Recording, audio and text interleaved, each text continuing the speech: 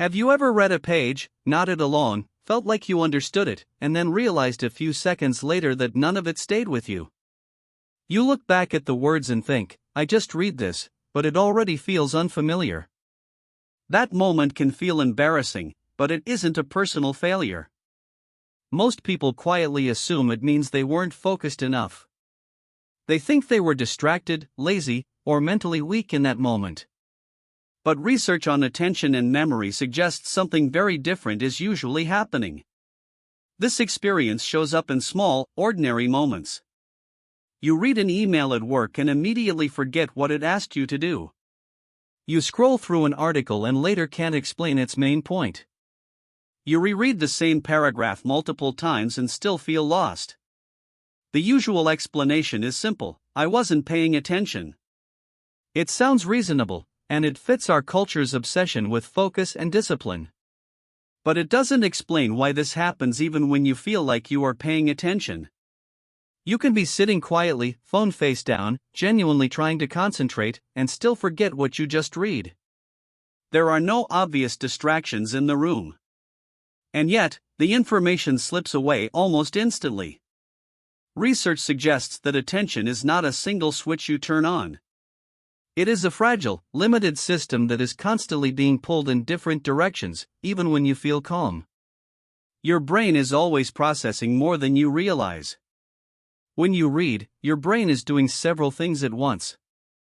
It is recognizing words, connecting them to meaning, checking them against what you already know, and deciding whether they are important.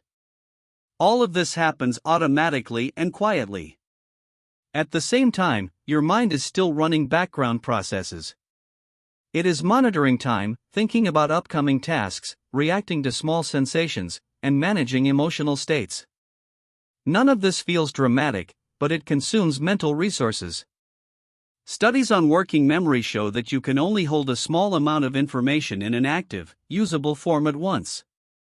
When that space is crowded, new information has nowhere to settle. It passes through without being stored. So when you read, the words may reach your eyes, but they never fully enter that limited mental workspace. They are processed just enough to feel familiar, then discarded. It feels like reading, but it is more like skimming without realizing it. This is why forgetting can happen even during easy reading. Short emails, simple articles, and casual posts often disappear faster than complex material. Your brain treats them as low priority and invests less effort in holding onto them. Digital environments make this even harder. When you read on a phone or laptop, your brain stays in a state of partial alertness. It is always prepared for the next notification, message, or tab. Even if nothing interrupts you, that readiness remains. Part of your attention is reserved for what might happen next. That divided state weakens memory formation. Research on media multitasking suggests that switching between tasks, even briefly, leaves lasting residue. A small part of your mind stays with the previous activity. When you start reading, you are not starting from zero. So you may be reading while still mentally finishing a conversation, replaying a video, or planning your next task. None of this feels like distraction. It just feels like being normal. Another factor is mental fatigue. After hours of thinking, deciding, and reacting, your brain becomes less efficient at encoding new information. It does not shut down, but it becomes selective. When you are tired, your mind prioritizes immediate demands over long-term storage. It focuses on getting through the moment rather than building lasting memory. Reading becomes shallow, even if you care about the content. This often shows up in office environments. You read reports, messages, and documents all day. By the afternoon, everything starts to blur together.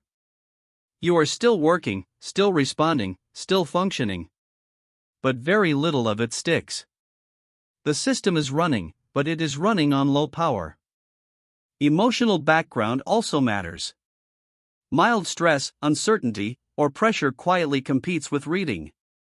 Your brain keeps scanning for potential problems in the background. Even low-level worries use cognitive resources. You may not feel anxious, but part of your mind is busy managing unease. That leaves less space for new information. Another uncomfortable truth is that familiarity creates an illusion of understanding. When something looks clear and simple, your brain assumes it does not need deep processing. It relaxes too early. You recognize the words, follow the sentences, and feel like you understand. But you never fully integrate the meaning. Without that deeper processing, memory remains weak. This is why rereading often feels strange.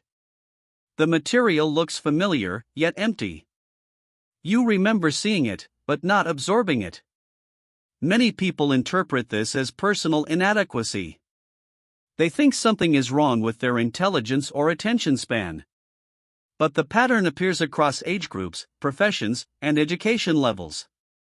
It reflects how modern cognitive environments operate. We are surrounded by information, demands, and low-level stimulation. Our brains adapt by conserving effort wherever possible. Forgetting quickly is not a defect. It is often a sign of an overloaded system trying to cope. The mind protects itself by letting go. This does not mean you are incapable of learning or understanding. It does not mean you are lazy, careless, or unfocused by nature. It means your cognitive resources are being stretched thin. It also does not mean that everything you read is pointless. Even when you forget details, exposure still shapes familiarity, context, and general understanding. Learning is not all or nothing.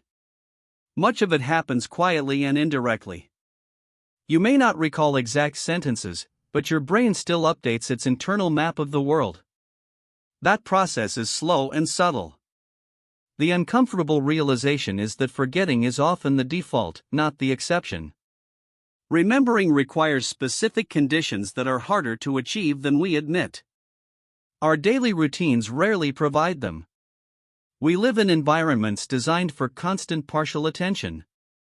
We move quickly between tasks, screens, and conversations. Deep encoding becomes the rare case. So when you forget what you just read, it is not evidence of personal failure.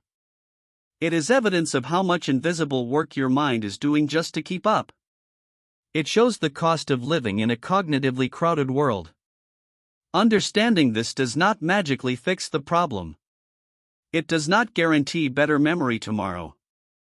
But it changes the story you tell yourself. Instead of seeing forgetfulness as weakness, you can see it as feedback. It reflects mental load, context, and limits. It tells you something about how your environment is shaping your mind. Most of the time, your brain is doing exactly what it evolved to do. It filters, prioritizes, and lets go. It protects energy by forgetting more than it keeps. And in a world that never really slows down, that may be the most realistic response it has.